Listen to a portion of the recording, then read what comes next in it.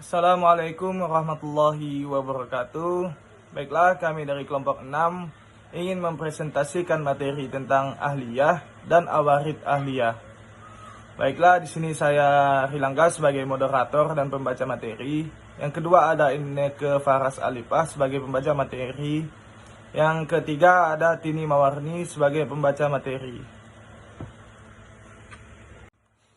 Baiklah, sebagai pembaca materi pertama, kita persilahkan Inneke Faras Alifah. Pengertian ahliyah secara harfiah atau etimologi adalah kecakapan menangani sesuatu urusan, misalnya orang yang memiliki kemampuan dalam suatu bidang, maka ia dianggap ahli dalam menangani bidang tersebut. Adapun ahliyah secara terminologi adalah suatu sifat yang dimiliki seseorang yang dijadikan ukuran oleh syar'i untuk menentukan seseorang telah cakap dan dikenai tuturan syar'a. Dari definisi tersebut dapat dipahami bahwa ahliyah adalah sifat yang menunjukkan bahwa seseorang yang telah sempurna jasmani dan akalnya sehingga seluruh tindakannya dapat dinilai oleh syar'a. Orang yang telah memiliki sifat tersebut dianggap telah sah melakukan sesuatu tindakan hukum seperti transaksi yang bersifat menerima hak dari orang lain. Ia juga telah dianggap mampu menerima tanggung jawab seperti menikah, nafkah, dan menjadi saksi. Ahliyah terbagi menjadi dua macam. Yang pertama, ahliyah al-wujud. Ahliyah al-wujud adalah sifat kecakapan seseorang untuk menerima hak-hak dan menjadi haknya, tapi belum mampu untuk dibebani seluruh kewajibannya. Misalnya, ia telah berhak menerima hibah dan apabila harta bendanya dirusak orang lain, ia pun dianggap mampu untuk menerima ganti rugi. Selain itu, ia juga dianggap mampu untuk menerima harta waris dari keluarganya. Yang kedua, ahliyah al-ada. Ahliyah al-ada yaitu sifat kecakapan bertindak hukum bagi seseorang yang telah dianggap sempurna untuk mempertanggungjawabkan seluruh perbuatannya, baik bersifat positif maupun negatif. Menurut kesepakatan ulama ushul fikih, yang menjadi ukuran dalam menentukan apakah seseorang telah memiliki ahliyah al-ada yaitu akil balik dan cerdas. Kecakapan berbuat hukum atau ahliyah al-ada terdiri dari 3 tingkatan. Setiap tingkat ini dikaitkan kepada batas umur seseorang manusia. Ketiga tingkatan itu adalah: yang pertama adalah al-ahliyah atau tidak cukup layak sama sekali, yaitu manusia semenjak lahir sampai mencapai umur 7 tahun. Baiklah, terima kasih kepada Inneke Faras Alifah. Selanjutnya akan dibacakan oleh saya sendiri, Rilangga, sebagai pembaca materi kedua. Ahliyah al-ado nakiso atau cakap berbuat hukum secara lemah, yaitu manusia yang telah mencapai umur tamyiz atau kira-kira 7 tahun sampai batas dewasa. Kemudian ada ahliyah al-ado kamilah atau cakap berbuat hukum secara sempurna, yaitu manusia yang telah mencapai usia dewasa. Para ahli usul fikih membagi ahliyah al-wujub itu menjadi 2 tingkatan.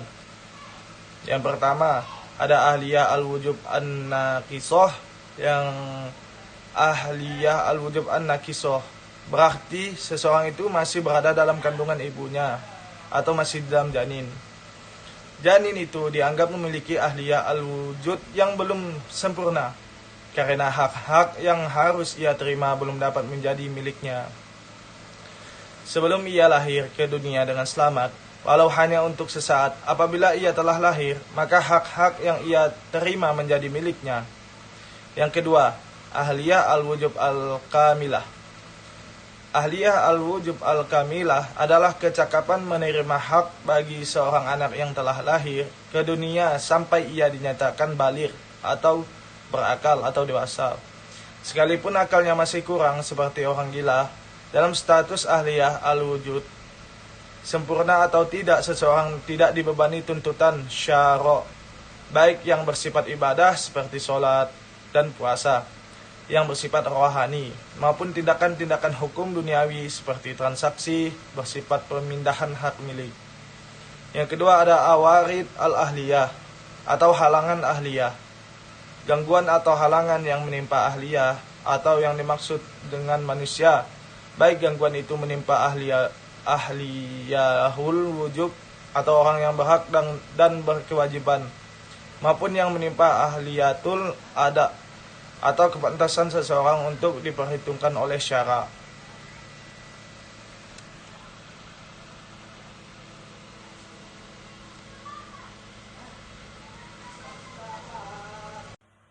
Baiklah, terima kasih. Dan akan dilanjutkan oleh Tini Mawarni sebagai pembaca materi yang terakhir.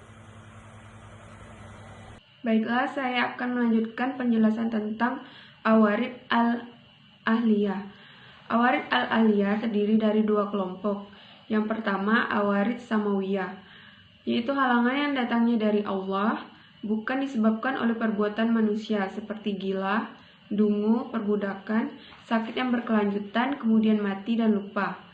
Yang kedua, al-warid al-muktasabah, yaitu halangan yang disebabkan oleh perbuatan manusia seperti mabuk, terpaksa, bersalah, di bawah pengampunan, dan bodoh. Dari kedua bentuk halangan tersebut sangat berpengaruh terhadap tindakan-tindakan hukumnya, yakni ada kalanya bersifat menghilangkan, mengurangi, dan mengubahnya. Oleh karena itu, para usul fikih membagi halangan bertindak hukum itu dilihat dari objeknya dalam 3 bentuk. Yang pertama, halangan yang bisa menyebabkan kecakapan seseorang bertindak hukum secara sempurna, hilang akalnya sama sekali seperti gila, lupa, tidur, dan terpaksa.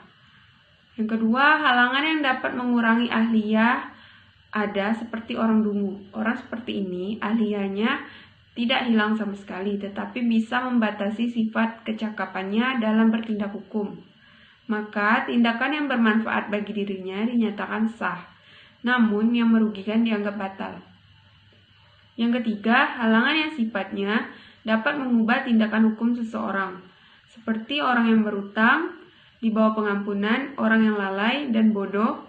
Sifat-sifat tersebut sebenarnya tidak mengubah ahliyah ada seseorang, tetapi beberapa tindakan hukumnya berkaitan dengan masalah harta yang dibatasi.